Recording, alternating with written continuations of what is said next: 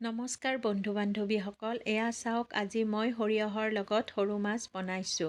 প্ৰথমতে মই মাছখিনি ধুনীয়াকৈ ধুই চাফা কৰি হালধি নিমখ সানি লৈছোঁ। তাৰ পাছত এয়া এটা বাতিত অলপ বগা সৰিয়হ, এটা কেঁচা জ্বলা, কেইপিচমান আদা আৰু কেইটামান গোটা জালুক ধুনীয়াকৈ লৈছোঁ আৰু সেই আটাইখিনি মই মিক্সিৰ জাৰত দিছোঁ আৰু এতিয়া তাৰ সৈতে অলপ পানী দিম আৰু সেই আটাইখিনি একেলগে মই এটা ধুনীয়াকৈ পেষ্ট বনাই ল'ম।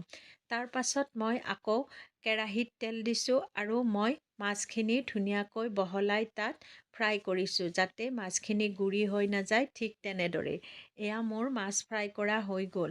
তাৰ পাছত মই আকৌ কেৰাহীটোত তেল দিলোঁ আৰু তাৰ লগতে মই এটা শুকান জ্বলা আৰু অকণমান পাঁচফোৰণ দিছোঁ, কিয়নো মই মাছৰ লগত নহৰু আৰু পিঁয়াজ ব্যৱহাৰ নকৰোঁ। সেইবাবে মই এইখিনিতে ধুনীয়াকৈ পেষ্টটো ফ্ৰাই কৰিম অলপ সময় আৰু তাৰ পাছত মই তাত আলু দি দিম। এয়া চাওক মই পেষ্টটো দি দিলোঁ আৰু সেইখিনি মই এতিয়া হেতাখনেৰে লৰাই অলপ ফ্ৰাই কৰিম যাতে তাত থকা পানীখিনি নোহোৱা হৈ যায়।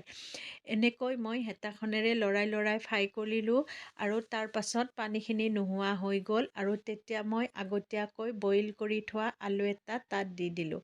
আপোনালোকে যদি নিদিয়ে কোনো কথা নাই, কিন্তু মই দিলে ভাল পাওঁ, সেইবাবেই মই আলুটো দি দিলোঁ।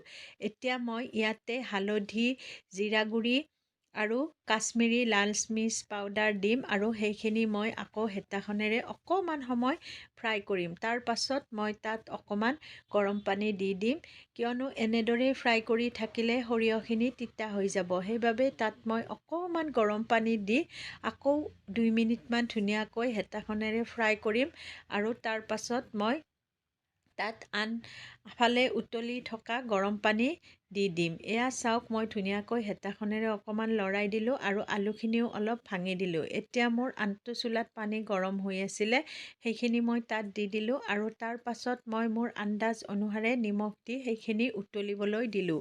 আপোনালোকক মই নিমখ দিয়াটো দেখাই দিয়া নহ'ল, গতিকে আপোনালোকেও তাত পানীখিনি দি লগে নিজৰ আন্দাজ অনুসাৰে নিমখটো দি দিব আৰু যেতিয়া আঞ্জাখিনি এনেকৈ উতলিব তেতিয়া তাত সৰু মাছখিনি দি দিব। এয়া চাওক মই মাছখিনি দি দিলোঁ। এনেকৈ মাছখিনি দি দিয়াৰ পাছত যেতিয়া আঞ্জাখিনি উতলি অলপ শুহি যাব আৰু অলপ গ্ৰেভি টাইপ হ'ব, তেতিয়া তাত কেঁচা ধনিয়া আছে যদি কাটি দিব আৰু তাৰ পাছতে সেইখিনি নমাই থ'ব। সঁচাকৈ এনেকৈ বনাই খালে বহুত ভাল লাগে। মই এনেকৈ বনাই খাওঁ আৰু মোৰ বহুত ভাল লাগে।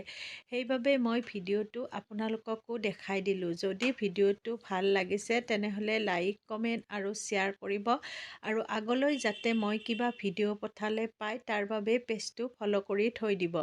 এয়া চাওক মোৰ এইখিনি হৈয়ে গ'ল। এনেকৈ ৰাখিব যাতে জুচো নহয় আৰু পূৰা শুকায়ো নাযায়। এয়া চাওক মোৰ হৈ গ'ল আৰু এইখিনি মই নমাই থ'লোঁ। আজিলৈ ভিডিঅ'টো ইমানেই